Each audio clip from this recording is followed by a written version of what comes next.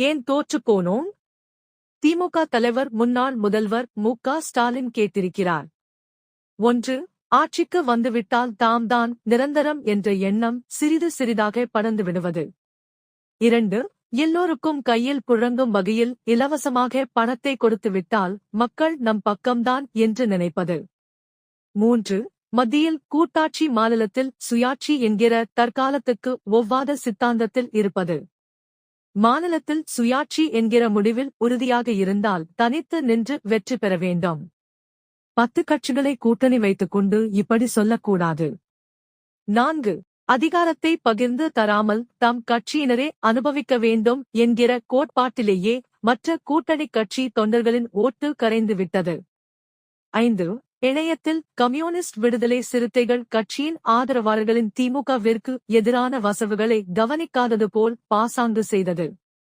6. உதயநிதியை இவ்வளவு சீக்கிரமாக மேலே உயர்த்தி பிடித்தது. 7. வாரத்திற்கு 2 திட்டங்கள் கொண்டு வந்தது. அதைப் பற்றி நீங்களே பெருமைப்பட்டுக் கொண்டது. 8. தவகவை தேமுதிக வந்த புதிதில் கண்டுகொள்ளாதது போல் பாசாங்கு செய்தது. அப்படி செய்தபோது அவர்கள் எதிர்க்கட்சி வரிசையில் வந்து அமர்ந்தார்கள். அப்படி இருந்தும் அதில் பாடம் கற்றுக்கொள்ளவில்லை. 9. திமுகவே தான் ஆள வேண்டும் என்கிற கட்டாயம் தமிழக மக்களுக்கு எதுவும் இல்லாதது.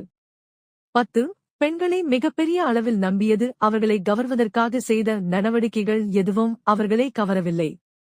உங்கள் கட்சியினர் அவர்களை இழிவுபடுத்தி பேசுவது. 11.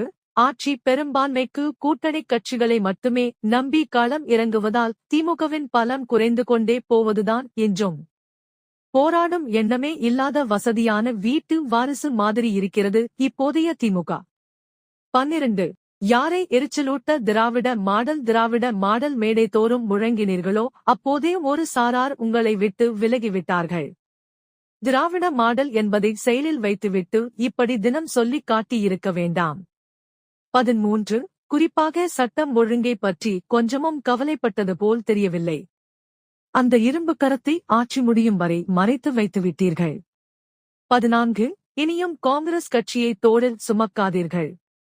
உங்கள் கூட்டணி கட்சியினர் ஓட்டில்தான் தவக எவ்வளவு வெற்றியை பெற்றிருக்கிறது என்பதை தெரிந்து கொள்ள வேண்டும். 15.